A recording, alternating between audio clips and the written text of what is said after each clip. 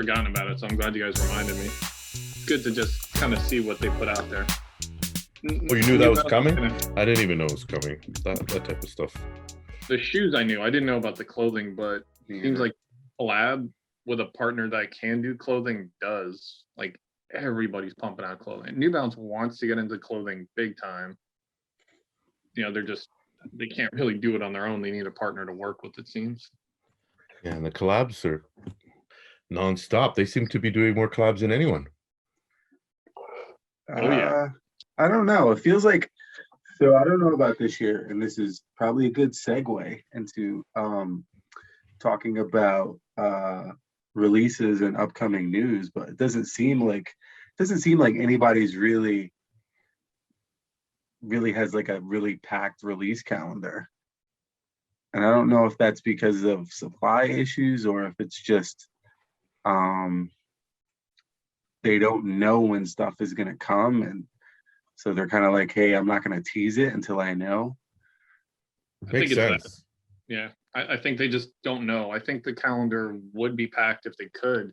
They just can't announce what they don't know will come. Like, they don't seem to know from people I've talked to, like, what will or won't hit when. So they literally, their hands are tied. They're just in a holding pattern. Yeah, like to find out the V6 was going to get delayed so long, like that was crazy to me. I was very surprised. I figured that would be something that would get priority over so much other stuff, and to see it get delayed for, I'd say, basically a year, right? Like, yeah. I get the feeling that the smaller number stuff gets lower priority. I don't know this on any, but it seems like even if it's a collab and it's a high profile collab, because it's smaller numbers, you think it would get pumped through fast, but it's smaller dollars, right? That just seems logical that something big dollar like a Jordan 11, like, even though that was delayed, but would get delayed. I know personally, like I had hats come in that I made for me, and it was kind of like, yeah, they're going to come one day. But the same thing, I didn't want to tell anyone they were coming. I didn't want to promote it, because I did. People would hit me up and say, hey, can I do it? Can I do this? Can I do this? And then, so I think that's what they're dealing with. It has to be because, you're still seeing things trickle into different stores like they did last year. It would drop at one store and drop it like this. We were just talking about that. This is never that New Balance, assuming they're dropping at boutiques, who knows when they're going to come, and they're on their website right now, right? Yeah, that might be a good thing. Like, yeah, I think it is, right? Because if stuff is hitting retailers and they don't have the time to like promote and do like this full influencer seeding rollout, I mean, that's kind of good for us as consumers to sort of, hey, this is never, that collab just hit and we didn't really, there was no real hype leading up to it. It was just sort of, hey, we kind of knew it was coming, but then it was just there one day and you kind of had to know, right? Yeah, you just get an email like I just did, and then it's like, okay, people get the email, or you hear through it, someone posts a link. I love it that way. I don't want to go online at 10 o'clock or noon and like fight for people. I'd rather go and see it's gone, or grab whatever I can from the collection if I really wanted it. And I think the odds are higher that way if you're paying attention. At least if you're not paying attention, then fine. But I mean, everyone's paying attention to releases and schedules, and those are resellers too, right? Yeah. Yep. And it's nice, certainly not to battle the resellers, because they don't necessarily have that heads up and they can't necessarily allocate funds like they would have had they known. But it's also nice not to wait 2-3 weeks for something to come and build it up in your head. And like you said, they would see the influencers and go crazy for it. Oh, they got free pairs. I hope I can just buy one. I hope I can just buy one. Not even get a free one. And then the day comes and you have no shot. And that's the big letdown emotionally. It's like, it's nice for, all right, it's here, boom, done, move on to the next. Don't take it personally, don't go crazy.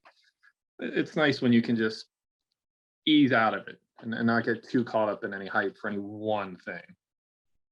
And it's more fun to be surprised. Like, you knew this is never that New Balance was coming, but I didn't. So I get an email. It's like, wow, I didn't know these were coming. It's cool that the shoe I didn't know existed is here. It's gone maybe, but I didn't want it. But it's cool that I do get surprised sometimes. It's like that old school mentality of finding something on a shelf, right? Those were the days when, you could be surprised. I mean, even GRs, don't really surprise us because they get announced and leaked and talked about beforehand. Although It's- I do browse, you know, the European sites like the Hannons and stuff, and I always find stuff. Maybe it's because we don't get everything in North America, like the new every New Balance release right on time and things like that. But I always see something, but you know, it's usually not mind blowing. But you know, Right. if I think in the world of sneakers, there's always something out there that you don't know about. There's no way to keep up. But yeah, you're right. I mean, as a whole, yeah, as I surprises are fewer and far between now. Yeah, and I honestly miss the stuff just sort of like appearing on New Balance's website, because I used to like it used to be like one of my favorites in Google. And like every time I opened, a new tab, it was like right there, and I'd be like, oh, let me click new arrivals and see what's there, right? Just out of habit. And I haven't done it in so long because so much of the stuff that they get that's general release doesn't is either well anticipated, or they're sending it to somebody that's going to promote it really, really, like off the chain. Like I know Sneaker Politics gets a lot of stuff, and they'll have like a crazy, like, you know Arab Lincoln style photo up, and people will go buy some stuff from them. And so like there's really not this, oh wow, this is cool, like I noticed this GR that's really cool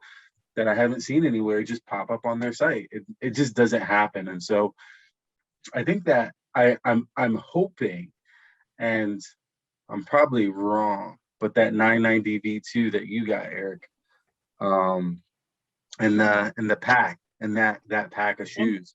That's Yeah.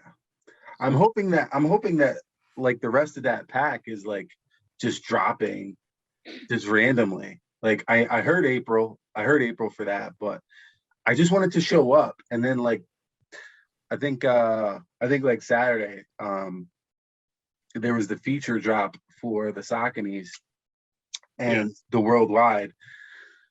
And it sucked initially because I think I knew, and most other people knew the main stores that they were going to drop at and what time they're going to release at. But there were a couple of stores that like trickled in there that they weren't getting a ton of publicity, and people didn't know. And so I was able to grab my size. So I think I like it when that happens, where there's just either abundant stock at places that you don't even think to look, or it drops in such a random manner that you don't even know, that people aren't even like sort of like anticipating or checking for it, right? And so I'm hoping that is sort of what happens this year with supply chain issues. It would be nice. And it's funny because Feature used to be one of those places where you could go and people weren't quite up on them. Yeah. Like the 25th anniversary ASIC series, I was able to grab a couple of them with shocking ease, that were just available. I was stunned. Like the Foot Patrol one, I was able to get it. Shockingly. I didn't expect it, but it happened. But yeah, for this year, it would be nice for people to kind of get lulled asleep a little bit by the wait and the delays. I mean, when you talk about the Teddies, geez, they have to have so much invested in it that there's going to be hype. They're going to push it. They want to make sure all their ducks are in a row, whatever that saying is, before they do it. They're not just going to push those out slowly. There could be a rogue store that gets ahead of themselves and puts them out, as we saw.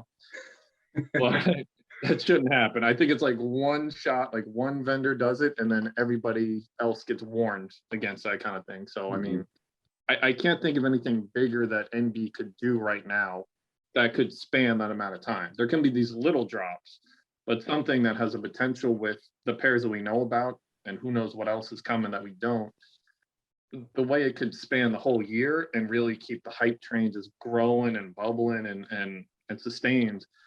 They got to get that right. They have to. There's a lot riding on it for them. I wonder if the staffing situation in retail, I know things are opening back up in the world, but then at the same time, some places, maybe they're not. We've heard about staff shortages in retail. I wonder, when you talk about those social media posts, it's promotion. like maybe they don't have photographers, maybe they don't. I know people, everyone wants to work, but I just wonder maybe that affects it too, you know, like this, or maybe there's so much hype around New Balance, for example, or some of these releases that they don't feel the need. It'll just, they know as soon as someone will see it, it'll get picked up by a, you know, one of these you know, combing, you know, server, you know, bot, not bot groups, Discord groups or whatever, and they'll just be like, okay, yeah, we don't need to even post. So like, you don't see Yeah. it sometimes. You don't even Yeah. see one picture, and it's a major release, and it just gets forgotten by the retailers because I don't know, they don't have to, or they don't have somebody to take nice pictures. Envy will provide those pictures, like those Yeah. glamour shots, those hero shots, whatever you want to call them. They'll provide them. Envy wants them out there because even if Yeah. a drop sells, they still want themselves featured by brands. That's important to them. Yeah. It's funny though, like, and like I know we're talking about New Balance, but I think so much of the market is based around trying to catch Nike or keep up with Nike. And it seems like Nike is very quiet this year as well. Like I have been anticipating, and someone mentioned it today, you know, like, oh, I wonder what they're gonna do for Air Max Day. And I'm like, oh man, that's crazy, right? Like we're coming up on the what is it, the 35th anniversary of the Air Max One, and like we haven't even heard anything really, right? And so Yeah. maybe the concept's Air Max One, right? That's the only thing I've sort of seen that sort of could tie in. But other than that, it's been very quiet. So it's it's kind of eerie because you're like, oh, maybe they're building up to something, but at the same time, you're kind of like, oh, maybe whatever they had planned is really sort of on the skids right now, and we don't even know. So, you know, New Balance has less pressure on them, you know, having had such massive success the past 2 years to try to keep up with Nike because Nike seems very up in the air right now. Yeah, it seems Yeah. crazy that they wouldn't take advantage of Air Max Day, the anniversary, sorry, of the Air Max One, 35th. And, you know, we saw whatever the Travis shoe, if it's going to be called the Travis shoe when it finally comes out. Let's put that aside. I don't know if it's on the back burner. Then they have the tweed, not tweed. There's rumors of the what's the material? It's like not a hemp. It's we saw the 6 pictures. I think someone posted the 6, and Oh, yeah. one of them was that tweed-ish, not Good. tweed. Canvas kind of Yeah, it's like burlap. yeah, there's that one, nice. and then most recently we saw, well, maybe not most recently, the concepts, but even still, that doesn't seem like enough. But then again, I don't think they ever do enough. At least it seems like they don't give, like they should be releasing at least one of the OGs again, like lots of stuff like that, or there's a whole archive of stuff they could be doing, and they don't, and people want it, and they could build the hype for Air Maxes, but it's just going to go by like the Jet Lag 3 anniversary, and it's just going to go, and they're going to do whatever. But 2 years, 2.5 years into this pandemic or whatever caused this whole backup of logistics, it's like, don't you think they've figured it out by now? Like that's like no one, I don't know. Did people think? I don't know. It boggles my mind that the one of the biggest companies in the world hasn't, like, yeah, one of the most iconic, if not in our arsenal. Yeah, let's do something. Maybe they have something up our sleeve. I think we've seen in the past that they probably don't have what we want. Yeah, I'm wondering like how far the lag is, right? Because you got to think for someone like New Balance, the lag is probably like, you know, 18 months, 12 months in terms of like, okay, we're putting this into production and, you know, we're creating a run, as opposed, unless it's something like really big, like the bodega. I think the last bodega 990, right? There was a ton of those. And so you had to anticipate that they probably made, that was, you know, probably more than some GRs that they probably produce, right? So that had to be well planned. But for a company like Nike, I'm wondering, is it like they're 24 months, you know, ahead in terms of production or behind in terms of production or designs hitting them, because that would explain it. Because if they're 24 months, then stuff that was supposed to start at the beginning of the pandemic is now finally sort of getting produced, right? And so that lag between what was produced and what was available wasn't going to hit us until we were 2 years into the pandemic, right? If things had started then. So Yeah. I'm always curious if like that's the way it is, and that's why we're seeing that lag now, or if it's really that they couldn't figure it out, right? Like they're like you said, one of the biggest companies in the world, and they had no way to sort of make it happen. Either way, we're going to be disappointed. I mean, it could be to their disadvantage being such a big company, because I think that, or what I read today was they said they're at 80% capacity now. Like they're catching up 80% of where their production should be, but that 20% is massive. I mean, that constitutes a lot. That's bigger than a lot of other companies, I'm sure. So they have a lot to catch up on. And then assuming stuff is sitting in docks, sitting at the bay, on the water and transport, in a warehouse waiting to leave from maybe Vietnam or China, like all these backups, yeah. I mean, it's tough. I wouldn't want to be the person in charge of that. That's for sure. That and you got 24/7 job for them. And you got to think that 20% that's not back, right?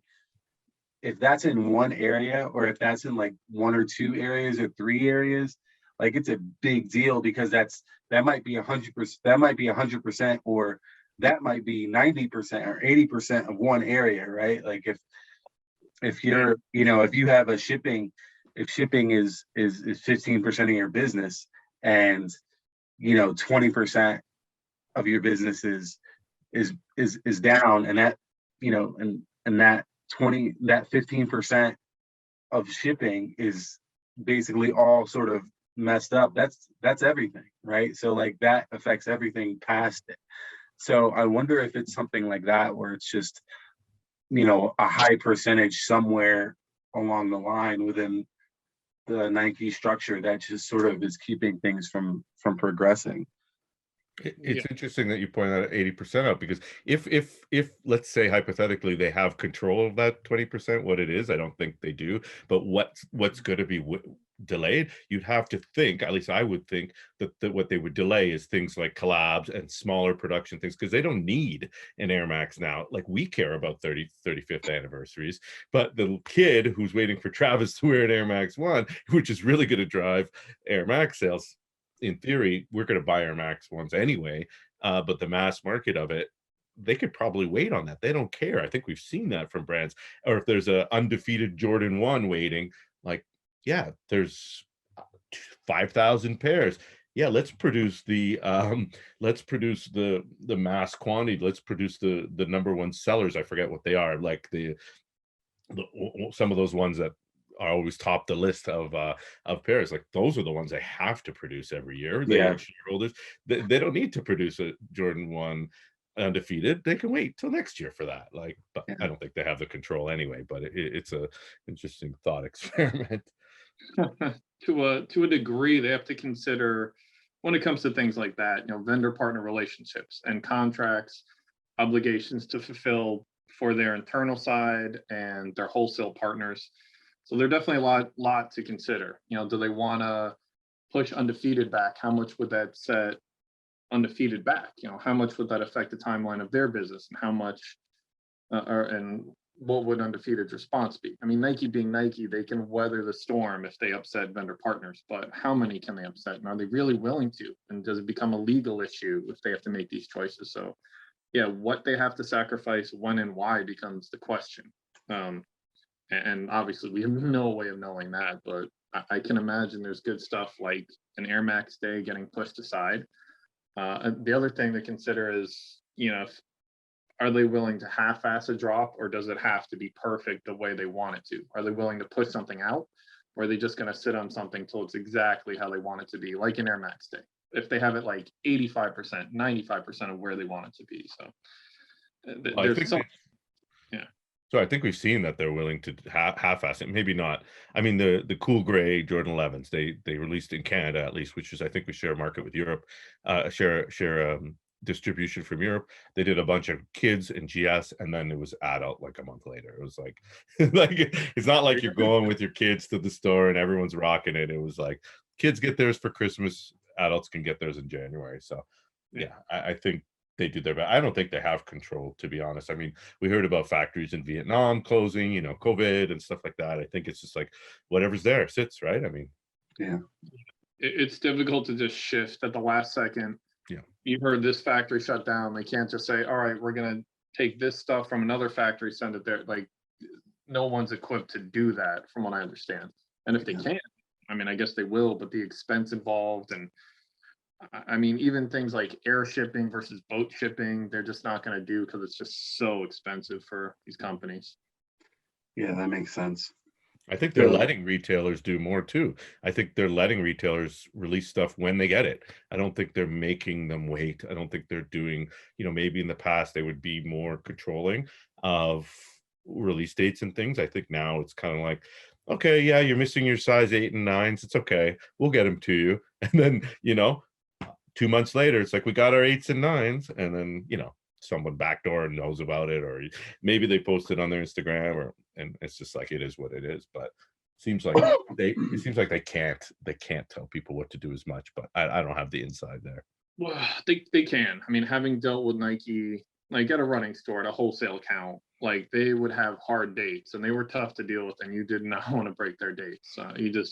Nike is the only company. The person I worked for, the rep we had, actually made my boss cry. Like with their demands they put on her, with the expectations, with the way they came at her, with what they wanted her to do, and the expectations for ordering in the business. They literally made her cry.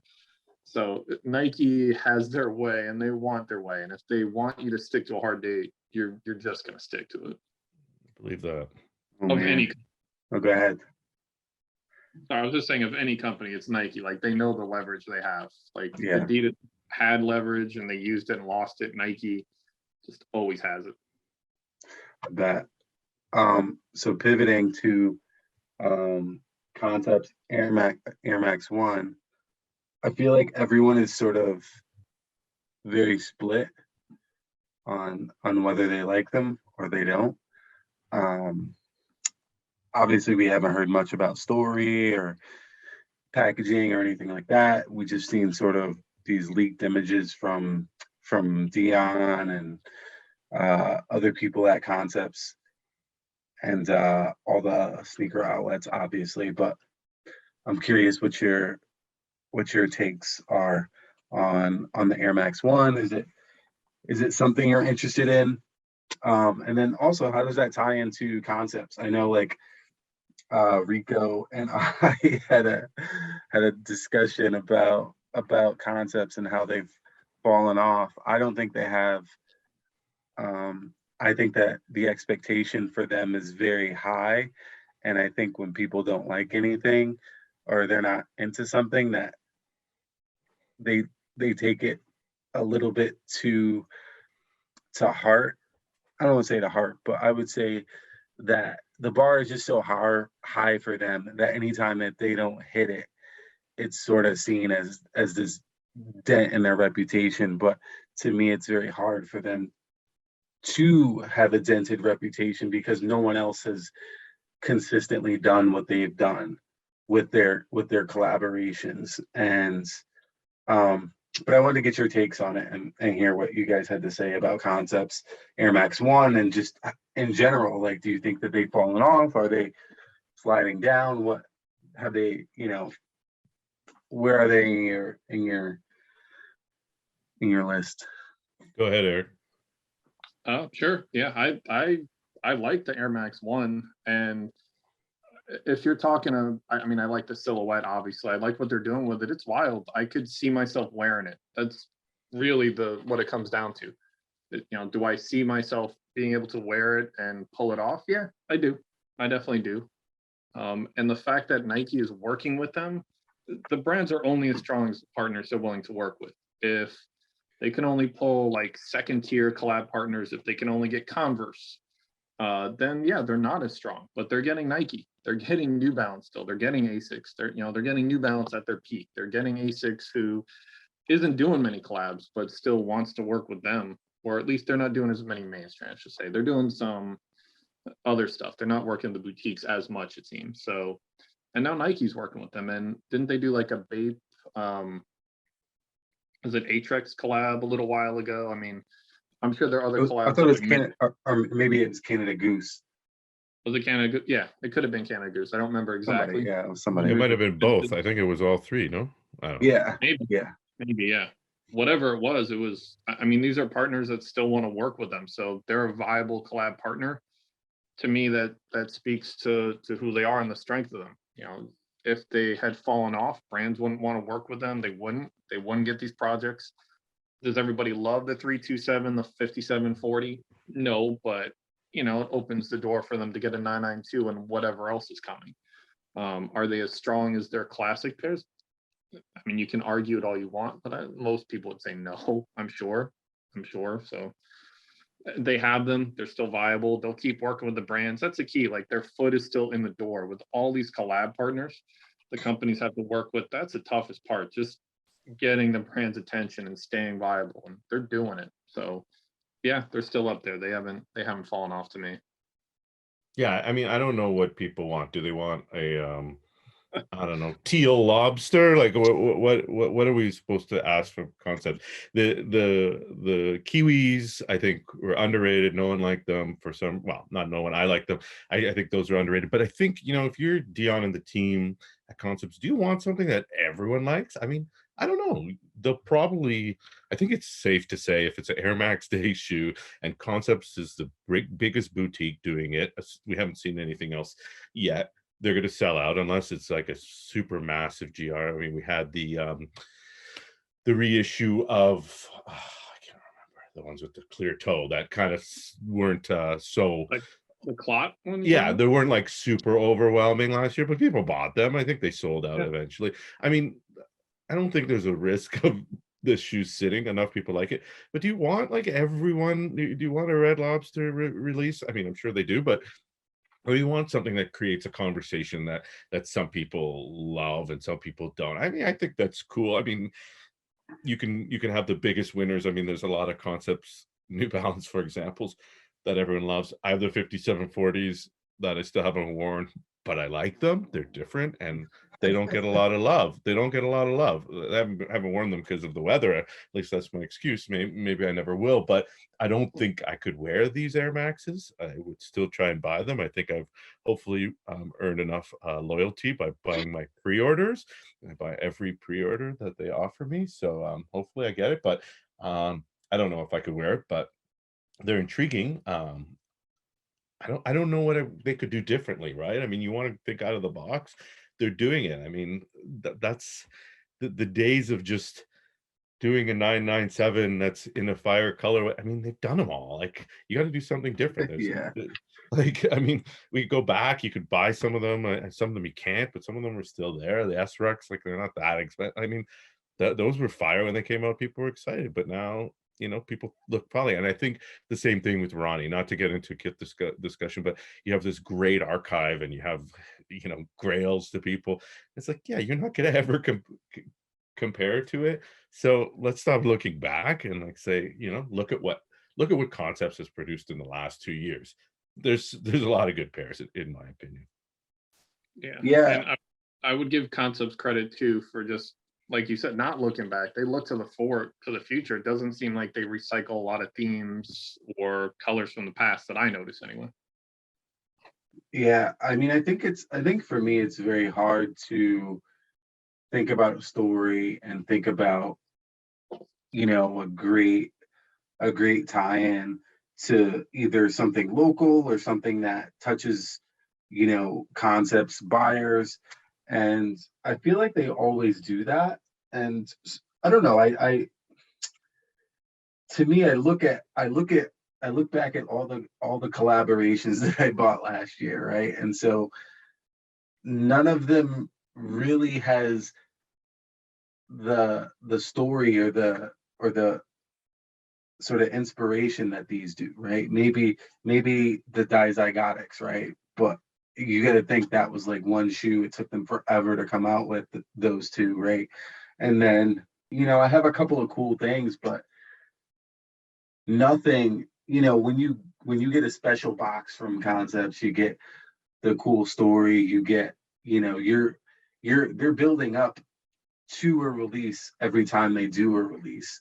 You're getting all these Instagram stories about whatever it was, like the woman who pioneered the fresh fruit, right, which inspired the 992. So like there was a whole lead up to that. There was a whole tie-in. It taught me something that I didn't really know about produce and fruit. And like, I think some people think, oh, that's corny, that's kind of ridiculous, but like everything that we buy is kind of corny and ridiculous, right? So we got the Travis Scott Air Jordan 1s last year with Fragment, and like for me, I I thought the shoe was cool, but at the same time I was kind of like, well, what's it about? Like what's the attraction for this, right? Is it just the two names?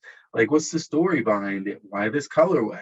What's this colorway mean? Like how does it draw inspiration? Like and I get it. It's a cool shoe. I would wear it. I would buy it if I could get it for retail, but it's not the same for me. I don't know what it is. I don't know how to describe it. And yes, like for me, I'm a Concepts fanboy. Like I love most of the stuff that they do, but there's something about like the way that they tie in a whole idea, a whole backstory, and it culminates into this one thing.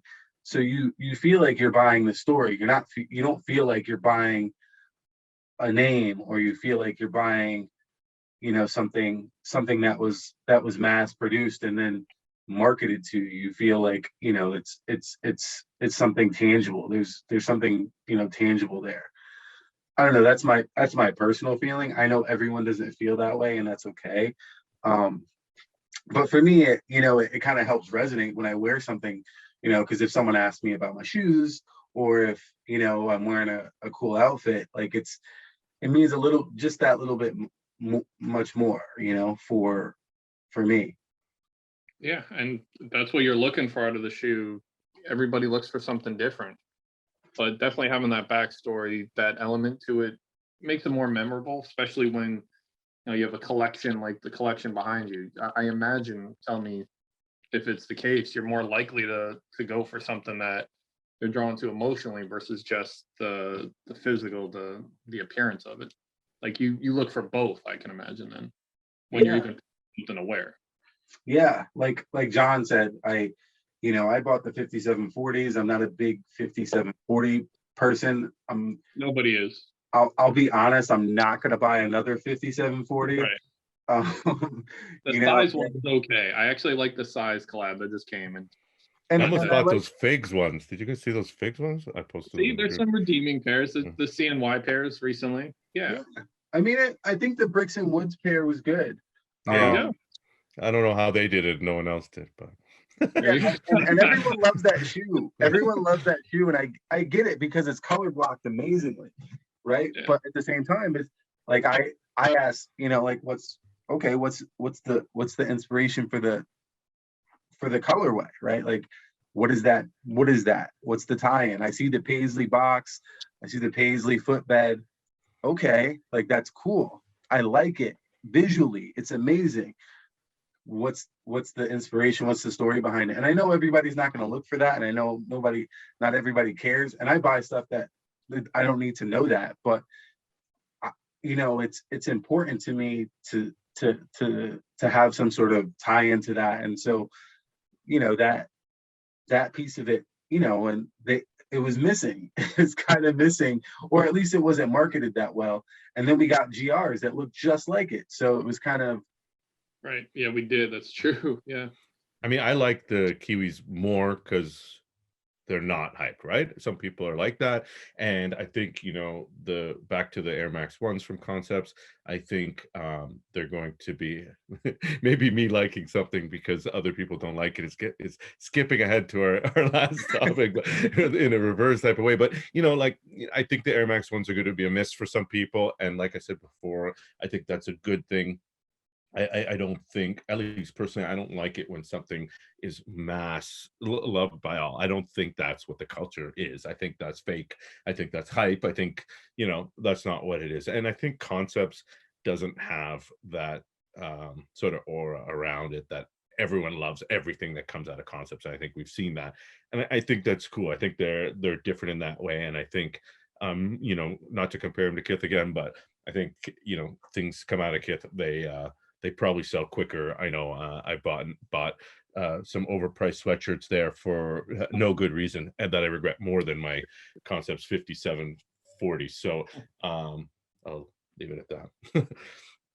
Yeah, I think I like that. I like that when I like when shops, and I don't want to say miss. I don't want to say it's a miss. I think that it's them taking a chance, or them sort of doing something that is within the vein of of their, you know, of their direction.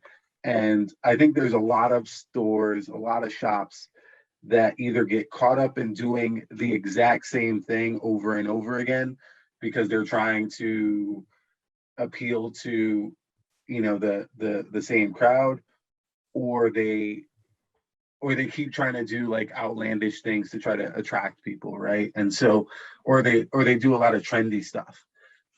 And like I kind of felt like that a little bit with Bodega, with them doing, you know, their whole not no bad days series, right? Like that was like, the first one was cool and it was a hit and everyone loved it.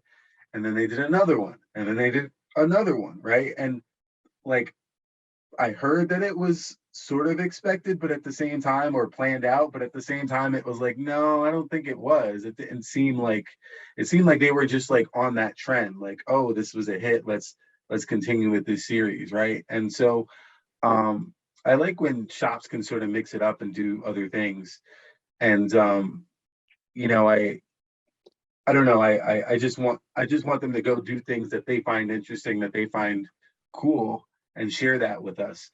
I don't want them to try to chase everyone else and do things that everyone else is doing, and then, you know, us go and buy that. You know, when everyone's doing an Air Max One, I don't want you to just do an Air Max One with the cool color blocking and then give it to me and, you know, say it's great. Like, I want you to think about, like, how would you do how would you do this? What's your formula for approaching a shoe? And I think that Concepts is really good at doing that. Like, this is how we approach this product, or products in general, right? And how we create. And that's cool. That Air Max in particular has the feel to me, not necessarily a friends of family, but like a pair we made for ourselves that we like, that also now happens to be getting sold. Like, it doesn't feel like a mainstream release necessarily, at least from its inception. Obviously, don't know how it came about, but I like that it has that niche appeal. That it's not going to be for everybody, even though everybody and their mom is probably going to go for it, knowing that there could be some hype behind it. Like, it's not a shoe for the masses. It's not a shoe you walk into Foot Locker and you're going to pick that one out against the whole palette, Yeah. against everything else, all these clean, sleek styles. So I mean, I like that they took that chance. And how much was of a risk or chance was it really? Because it's going to be successful, I imagine, regardless. But still nice that they went out and did that, put themselves out there. Yeah, and assuming we're going to see an Air Max One push from Nike beyond Air Max Day, you have to think Nike has a ton of things up their sleeves that maybe they said to, and I think Concepts probably gets pretty much carte blanche and says, except for maybe the sign off. Again, I don't know how it works, but I think they probably have enough trust that they're not having a necessarily a Nike person looking over their shoulder through the whole process. They kind of say, okay, you guys do it. And then, so it gives me that feel that they got to do what they wanted. but Nike probably has, hopefully, I said before I didn't think they do, but hopefully has a lot up their sleeve where they can go to a concept and say, yeah, do whatever. You're not going to duplicate what we have in mind. We're going to release a couple more OGs, some new colorways, some hemp ones, or whatever. And it's like there's no way, go ahead. And I think that's what we want. That's what I want to see. Yeah, I mean, I think another thing that I think about concepts for me, and when I first got into sneakers or back into sneakers and then into New Balance, was like a lot of their themes and their ideas, they're very accessible, right? And so like it's not, you don't have to feel like you're inside, like an insider, to try to know or relate to a shoe, which I think is really cool. I think a lot of the stuff that you've seen or that we see is very insiderish. Like Nike does that a lot, like where they come up with a shoe where they partner with someone, and it's because that person or that theme has a built-in audience already, and Concepts doesn't do that, right? Like, so you think about the G Dragon Air Force One, right? It's a built-in audience. As soon as you create that shoe, as soon as you create that partnership, you have a built-in audience of people that are going to automatically want that product, right? Same thing for Travis Scott. Same thing, for a lot of the stuff that they do. And so, I like that there's some sort of organic tie-in with Concepts where it's not something that like, oh, I'm not a Travis Scott fan, so I don't feel ostracized from this sneaker. I could just like a cool story or like learning something new, and that pulls me in. And that sort of is my transition into the main discussion, which is sort of like the gatekeeping, right? And I think we all sort of saw, or we were a part of the chat, right, Eric? I don't know if you participated. I know John and I were going back and forth on this sort of question, because, and I don't know if John, if you want to brief it, because I totally forgot what what was written on Facebook. I actually have it. Oh, I participated a little bit in this conversation. We're prepared.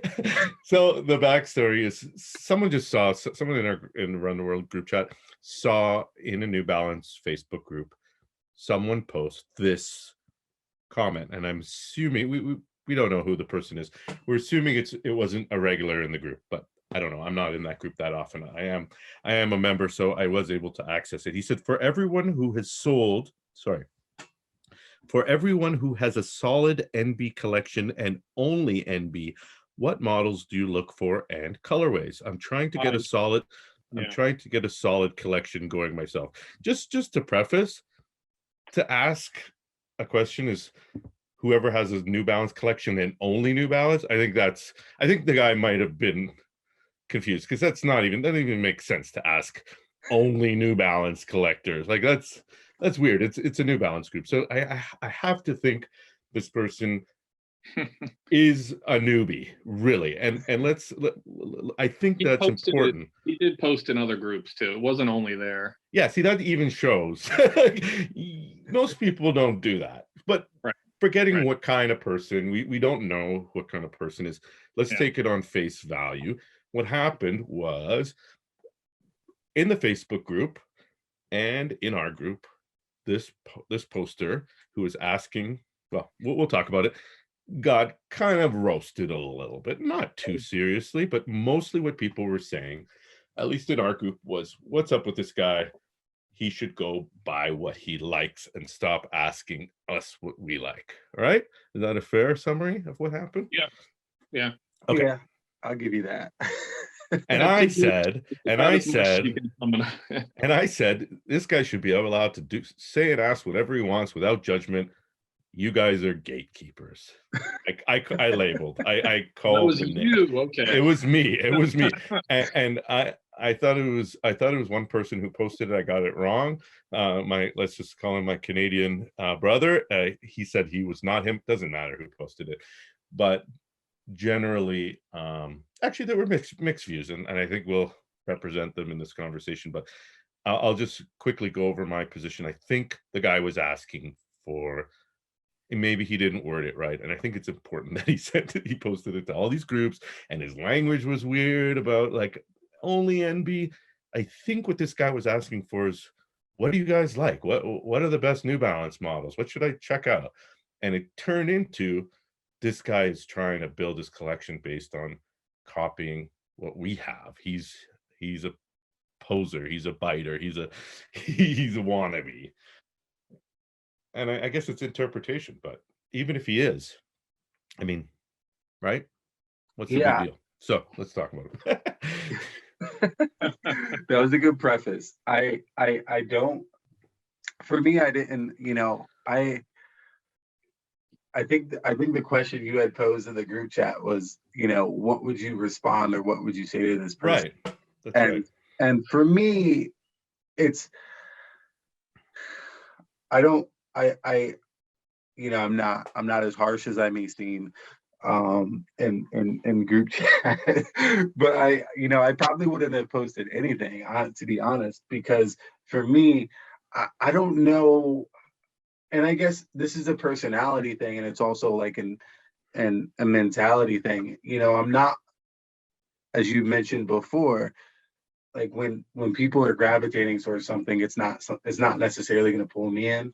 Um, and for me, I think there are a lot of things that turn me off, which is like the group or a mass amount of people being into something. Um, but then there's also my approach to sneakers, right? Which, I started off as a lot of people did, into Jordans and basketball shoes, and then sort of transition into runners, or adding that in later, or going outside of Nike runners, right? And so for me, it's more of a question about, what do I like and what attracts me. And like, well, I buy New Balance. I wasn't always buying New Balance. I'm into certain things. Like, obviously I like concepts, which we just kind of talked about, but how did I get there, right? And I didn't get there by asking what everyone does or did. I got there by looking and seeing what other people had done and what things I liked, and not necessarily having to ask the question.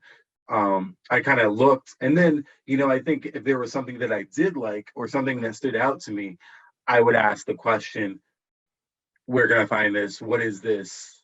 Or, hey, I don't, how does this fit? There's a lot of sort of standard questions that we sort of ask. How do these run? How do they fit? Are they comfortable? Can I wear them all day? All of those questions. And for me, I think, as a as a noob to sneakers, it's very questionable to me. Like, I have to ask, why are you here? Or that's my question. That's the question that pops up in my head. Why are you here? And we have someone in our group chat that is relatively new, or newer than most of us, which is the other Eric. Or we have three Erics, but the New Jersey Eric. Oh, geez, I didn't know that. Yeah, astronaut is Eric too. Um, Okay. but like for me, and so he came in and oh, I really like this pair. Oh, I really like that pair. Right. And so, I think one of the pairs that he really liked early on was the um the 992 from Paris. What was the shop in Paris that did the egg one? Paperboy? Yeah, the Paperboy. He really liked the Paperboy. Not a big fan. I'm not a big fan. I think a lot of us weren't big fans, especially because it got such a limited release initially. And so, but he was a big fan. And so, like, for him, he was new to sneakers, or newer to sneakers than most of us.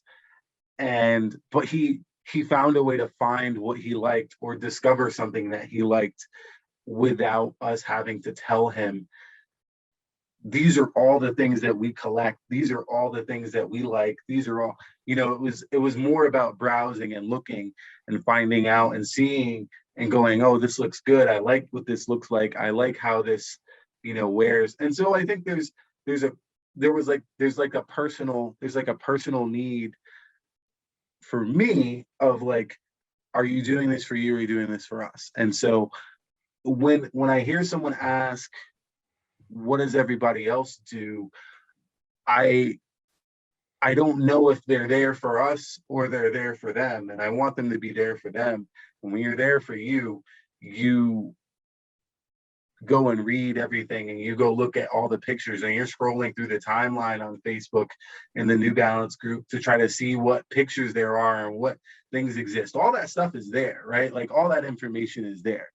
Like what people are collecting, what people are buying, what people have in their collections, it's all there. You just got to scroll, right? And so like that's not a knock. It's just like if scrolling is the thing that's keeping you from knowing Dude, what I gotta it is interrupt you. sneakers. The guy said, "What models do you look for in I know, colorway?" but I'm trying to get a solid collection going. Everyone assumed that meant show me your collections, and I'm gonna buy every single thing you no, like. no, I'm not. I'm That's not what even saying that. no, I'm no. not even But saying that. you I'm not said, even saying why are that. you here to the guy? That's what you But think. Why are you here? Who cares why he's here? But the fact but is, that's hold the on, thing, right? let me Like finish. if you're there, if I go to an NB's only, right? And I scroll through NB's only, Same thing. under each picture, it's like it tells you what the shoe And is, then you read and the then it talks comments. about like, oh, this is a good shoe. Oh, I like this shoe. Fire, cop, must cop, fire. That's the same thing, right? And it happens in our group chat. It happens in, there's the herd mentality. It happens in sneakers a lot. This guy didn't ask what he asked. He wanted to know what you like, Dave. He wanted to know he wanted us to share what we like. He wasn't trying Don't to we say do what's the that? most hype. He I didn't know, say but what's don't the we do most hype, that? what costs the most. He was just asking I what know, you but guys don't we like. do that? No, it's like me having a conversation with you, Dave. What'd you pick up? Oh, why do you like it? I think that's what I think we didn't give this guy No, the no, no. benefit of the I doubt. agree with you. I agree with you. And you But said, I just want to say what you said what is, I'm saying is we do that. We do yeah, that, right? That's what is that. Are people protective, not Dave. doing that on the New We're Balance Facebook protective. group? I'm not on You Facebook. said I don't know. I asked everyone to define. Sorry, Eric, I want you to get in. I just want to point this out. You gave the best definition of gatekeeping. I thought it was withholding information because you don't think someone else deserves it or is Yeah. in club or something like that. And then you said, "Why are you here?" Just now. I think that should be added in to the gatekeeping It's definition. there. Why It's are you no, here? no, no, no. You're right. You're right. And Yeah. this information is mine. Go Google it, and you have to do the research. So everyone who just finds shoes on Instagram and doesn't Google, they don't deserve it. Everyone who watches a YouTube video, they don't, like, you have to really be a scholar, and you have to read, Eric, and your writing on you have to read the hardcore runner literature. Like, you have to go back in history and find out who designed it. No, I guess that's what you guys were saying, that I you guess gotta. I guess the question or the answer that and I know Reza was the other person sort of in this discussion Yeah, he was. Yeah. was for me, and I know for Reza, we both post. I don't post as much as he does, but he posts a lot of photos, and he talks about the things that he buys and the things that he likes. And so for him, he's like, I have done that. You were asking me what I have bought, what I own, what's in my collection, and what I like to collect. And he's like, I've already done that. You can scroll and see that.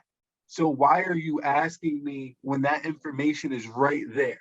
And I think that's where we are coming from, is like, we're already sharing this information. How come you're not seeing it?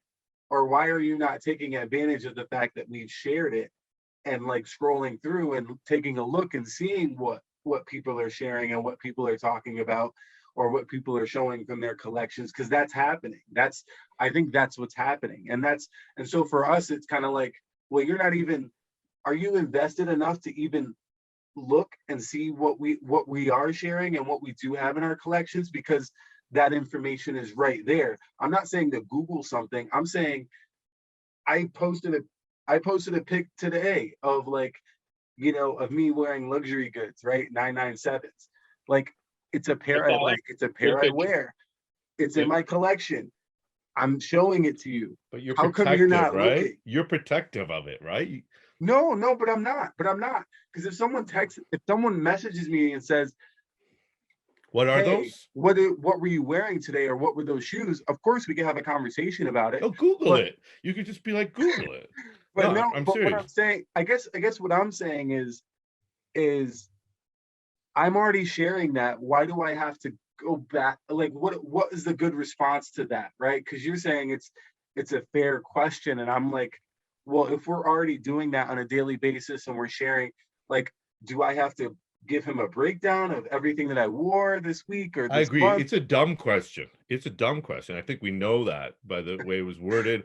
Maybe English is the guy's first language. Maybe he had trouble. That's true. I'll give Like you it that. seemed like it might even have been that, but it's the reaction that I had the problem with, right? It was how people said, don't ask me, buy what you like. Well, like the guy didn't say anything about what he liked. He wanted to know what you like. I summed it up, and I heard what you thought. He's like, this is how I summed it up.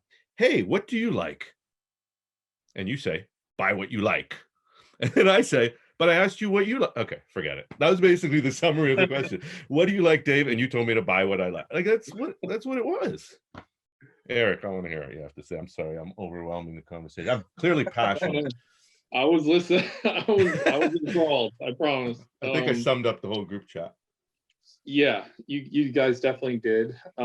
So for me, the thing with that, gosh, there's so much to that simple, innocent, innocuous question that he asked.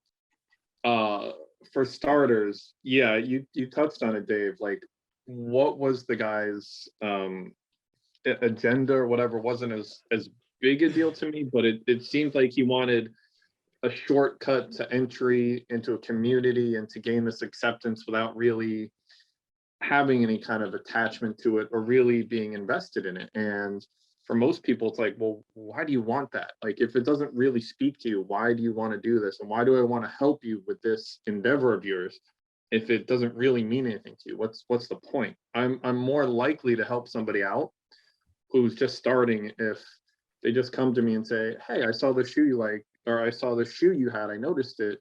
What is it?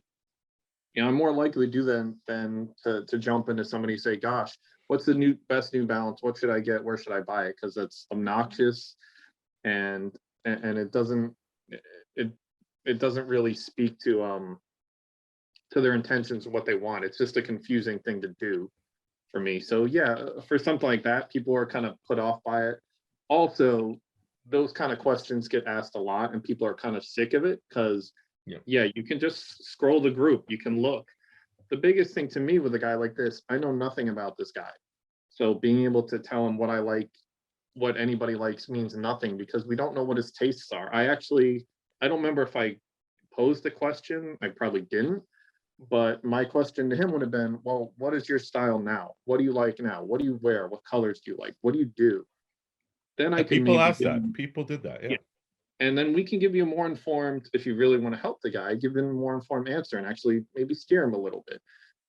But yeah, most people aren't willing to do that. Most people just want to jump down your throat the minute they see something they don't like on Well, Facebook. the funny thing is people did help them. Yeah, of course. People did. They said, start off with the basics, gray, navy, and black. They named models. One guy said, I prefer my UK. Someone said, someone starting off, I would start off with mainline. And then someone says, buy what you like, don't come to others for validation. And it's like, I mean, he did not ask what is the most hype, what is the most popular. He asked a group of New Balance experts or heads or whatever you want to call it, maybe one of the biggest New Balance groups around. He said, what do you guys like? So yeah, he's piggybacking on other people's tastes. But who knows? Maybe at the end he compiled a list and then went and Googled it then, and he wanted to narrow down the decades of New Balance, and he was using the group as a filter. That's not such a bad idea to me. I mean, maybe some would have got lost, but if you have 50 comments and of some of the biggest New Balance heads in the world, and that's your starting point, that's probably easier than just Googling New Balance. It is, and that's the thing. That's the thing. When you say it's easier, it's like, well, put in a little effort. I did. That's wasn't Yeah. my take necessarily, but I can see how people would look at it like that. Like, dude, just read a little, enjoy it, get into it, get invested in it. If I No, want to learn fly fishing, I'm not necessarily going to go in a fly fishing group and immediately post this. No, I'm going to look around, see what's up, maybe figure out who the people I can talk to are first before I just throw it out there, because I know I'm inviting all this blowback on me if I just boom throw it out there like that. I mean, it's an amateur move. So I don't necessarily disagree with it. I'm an admin of that group. It's not like I deleted the oh, you are. Oh, wow. question. Though I probably should have, because I knew what was coming the minute I saw it. I It was like, wasn't oh, that bad. They didn't roast him that badly. I mean, I think more of the comments were, I mean, the buy what you like. I mean, he yeah, should know that. If he doesn't know that, it's not a bad thing, right? No one told him to F off or he call him a no, loser. And you know what? No one, I don't think anyone gave him a specific pair, right? I don't think anyone said any specific pairs. So he's gonna have to do his work regardless, right? He's Yeah, gonna have to yeah, Google, yeah. and I think that's good. And I don't think, someone should have listed, here are the top 20 New Balance. I'm not saying that. I'm saying we should just be a little bit more understanding and welcoming and not so, I can't help you. This is our domain. yeah. You have to earn your way in. That We was my can problem. we can be ambassadors to the brand instead of acting like gatekeepers. If you went to New Balance, Jim Davis, you went to him like, "Hey Jim, how's it going? I love your brands. There are people that are trying to buy the brand. I don't know what their intentions are. I don't know if they're really into it. Should I help them?" He'd be like, "Yeah, help them." He's not gonna be like, "Oh no, they're not in for the right reasons. Don't." No, of course. No brand wants you to be a gatekeeper at the end of the day. Every brand wants ambassadors and people to be opening and welcoming a community. Except maybe some of those highfalutin fashion brands that I want nothing to do with anyway. But the companies like the Nikes, New Balance, Asics, etc. Yeah, they want there to be a community that does the work for them, in essence, that publicizes it, puts it out there. If you really want to be true to the brands and respect the brands and show appreciation for the brands, you don't try to keep people out. You try to draw people in and help them appreciate it the same way that you might. Yeah, and I think for me, I've I was was a big car guy. So, I grew up in the late 90s and early 2000s on like car forums, right? And so there were always it was always news, always new people coming in. And so like I remember there'd be, new people like and it would be like a whole section just for new people to introduce themselves and talk about what they want to do.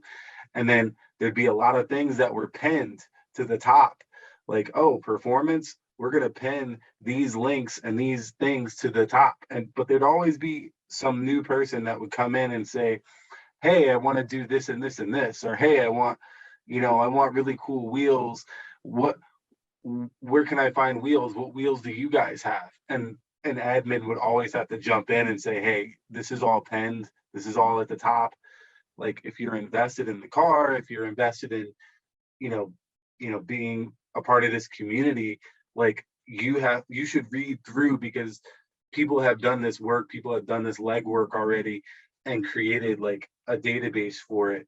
And so like, if we answer your question, what it leads to is just people coming in, and then like all that the forum is people asking asking simple questions and getting the same answer over and over and over again, right? So I think for a lot of people in sneakers, that's what it is. It's like, over the past couple of years, stuff is harder to get. People are, shoes are like this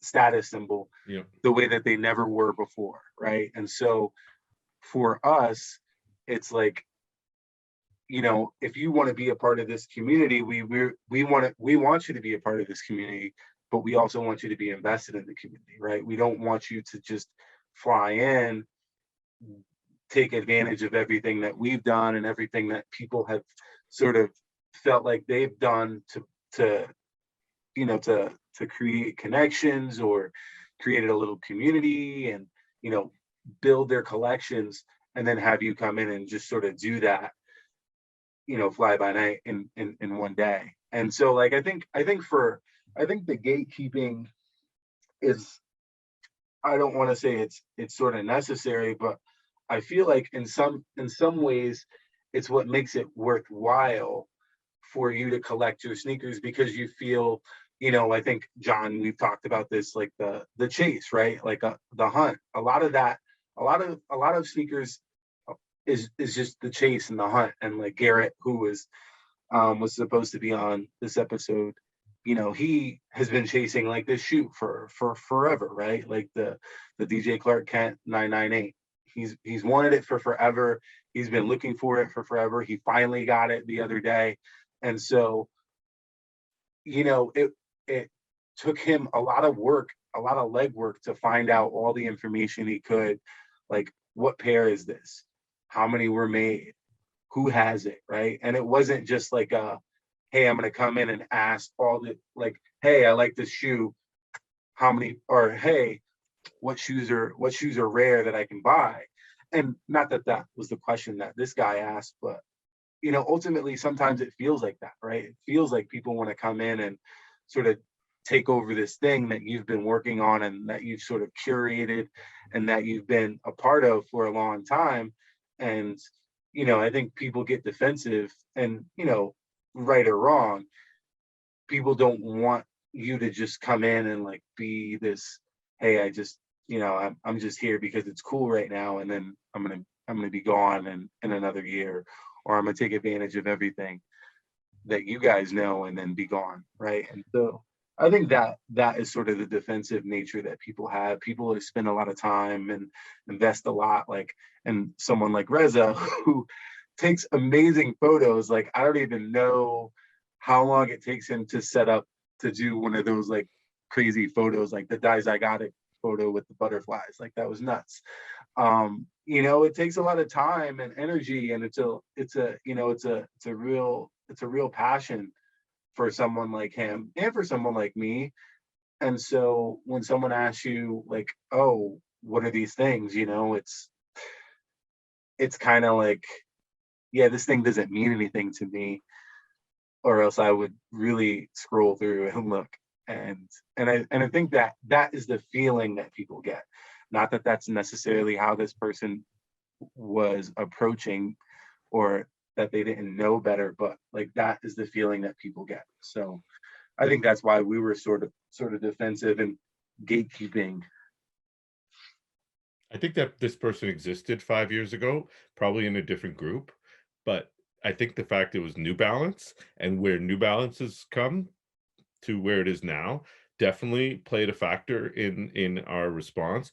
I think maybe, you talked about a car group, how it happened. I think that maybe that's an interesting analogy, but I think maybe that's a function of how the group works and an organization. I don't think that was a risk of this, but I see the similarities, and I think it's a valid point. But I think, sneakers become hype. A lot of people are in it for, I will say, the wrong reasons, and this guy might be one of them, or he might not be. But the point is, New Balance is hype now. I got a lot of people who've been into New Balance and done their research and been serious about it and collected and hunted, and this guy's asking. I totally understand, sympathize. Not to take this off topic, but I got into fitted hats in the last 2 years, and the community is completely different. Fitted hats have been a thing a long time. Yeah. Now they're a big thing, kind of like sneakers. More of the wave last couple of years. Sneakers have been the wave, I think, for the last 4 or 5 years. You never see anything like that, and you see it all the time in sneakers because we've seen too much of it. I think, we've seen people latching on. We see people on YouTube. I do it too. I see someone on YouTube. It's like, oh my God, this guy's got 100,000 followers. A year ago, we had 5,000, and now he's getting seated by everyone. And 1 year ago, he knew nothing about sneakers, and he still knows nothing about sneakers. And I could get mad about that, or I could say, you know what? Now he knows something. He's teaching the young kids. He's getting them into it. They'll learn their own way. And if they don't, then they'll be whack. And there's whack people in the world. So I have to live. But at least, that's my mentality. And And when you talk about, you know, people hunting and collecting sneakers, those are the, I talk to every week. I ask people, what are your favorite sneakers in your collection? Why do you like them? And maybe once or twice I've gone and looked for it and maybe hunted for it. I mean, I certainly do that on Instagram. This is the age Yeah. of the influencer, and Yeah. we don't like it sometimes. We don't like the fact it's the age of the influencer, but it is. One of the things that also sort of plays into this, and you know, I'm a political science major, and you know, one of the things that I I studied or I learned about when I was getting my master's was um, the idea of community, right? And so, like, one of the things that's very vital and that's very necessary to community, and we think about like New Balance or sneakers or even fitted hats, right? Like, they're different communities. And so, one of the things that's essential to those communities or to a community is a shared set of value or a shared set of ideals.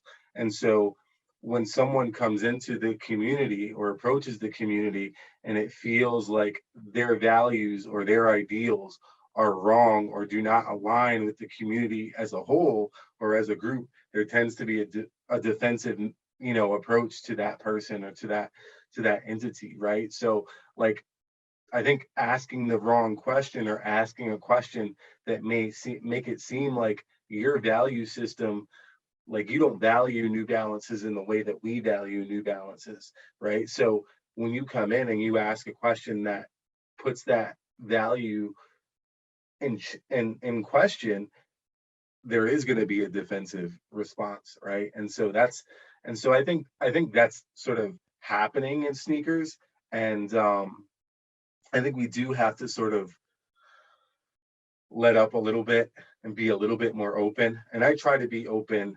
And I feel like, you know, when I'm sharing more, I'm getting more interactions with people and, you know, the community is better.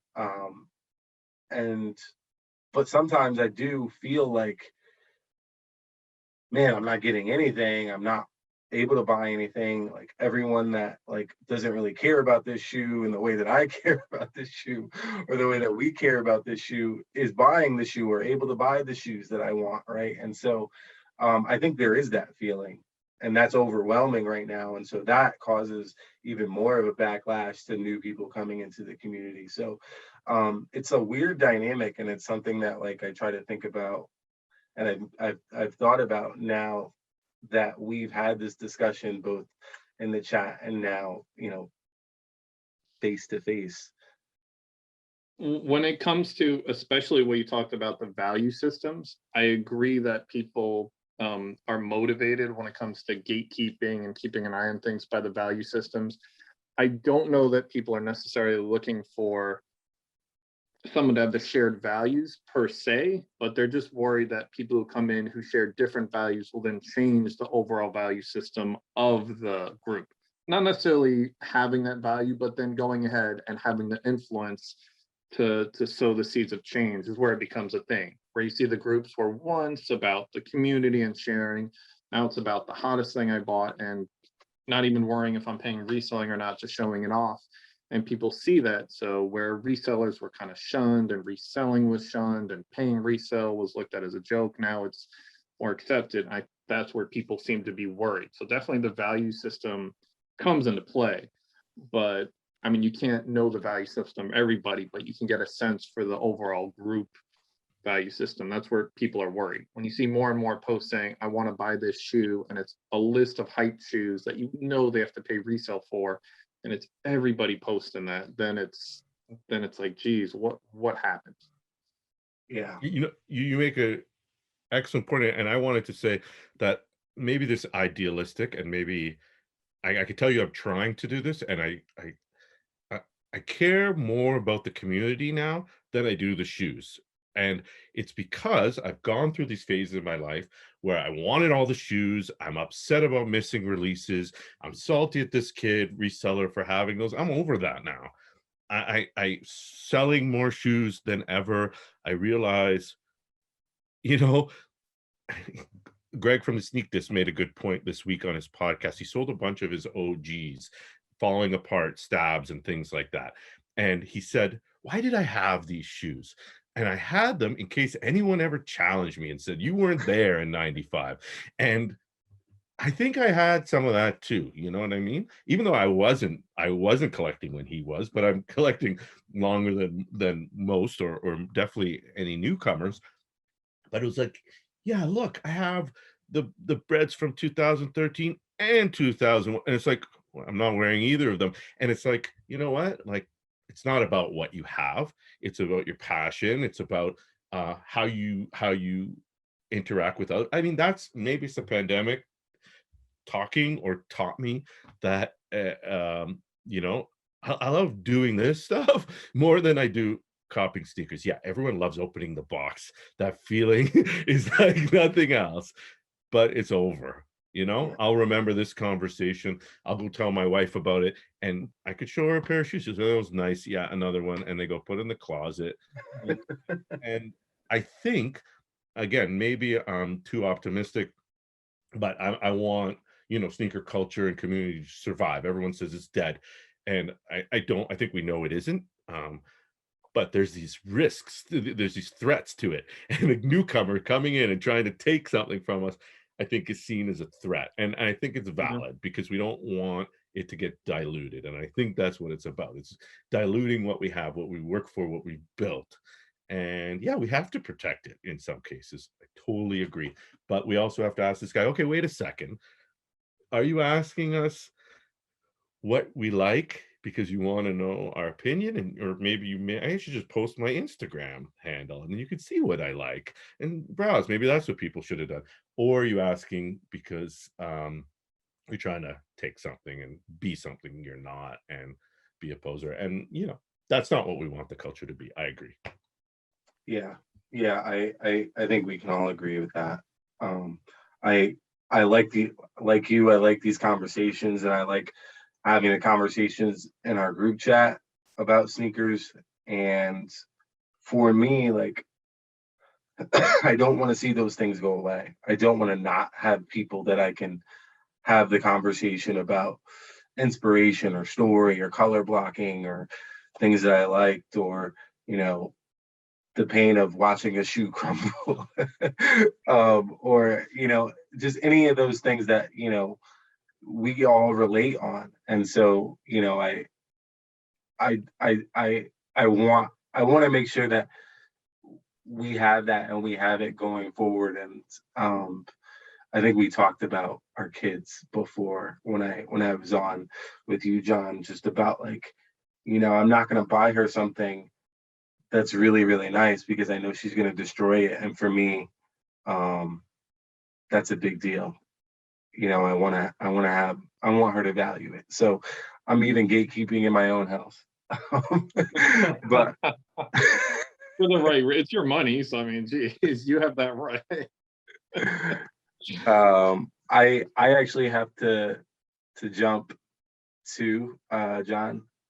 I My battery's about to die. But yeah, I thought this was a good conversation. I really enjoyed having you both on to talk about this. Any last comments from either one of you? Yeah, I mean, geez, podcasts like this, talks like this, conversations like this are what it's all about for me these days. I have less memories of the releases that I missed, and I have more memories of the acquaintances and friends that I made, and all the good stuff associated with it. So yeah, it started out with shoes, and it just became so much more for me. Yeah, and Eric, and the three of us been in a group chat. Actually, sold a pair of shoes to Eric. I'd never seen him face to face. So here we go, right? I mean, look at what look how long it takes. That was like a year ago, right? So things happen, and I think it's great. And just as in my own defense, um, I apologized for the name calling. I want to say that, but it did generate a great conversation. So if anything else, I learned not to name call, but how to spark conversation. And I'm glad we talked about it here because everyone throws gatekeeping around, and I don't think it has a definition. I don't think we'll ever give it, but I love the conversation, and I think you guys do a great job of keeping that conversation going. So happy to be part of it. Definitely, definitely. Well, thank you both again. I can't wait to do it again, or to have a conversation in the group chat again. I can't wait to see what you come up with next, John. Someone has to post something. There's lots to talk about for the next podcast, but I'm sure when this goes up, it'll re-spark everything. Yeah, yeah. Awesome. Well, thanks for Thanks, you both guys. jumping on. I will talk to you online, and hopefully we'll get together soon again. Thanks, guys. Take care. Cool. Thanks. Thanks. Yeah.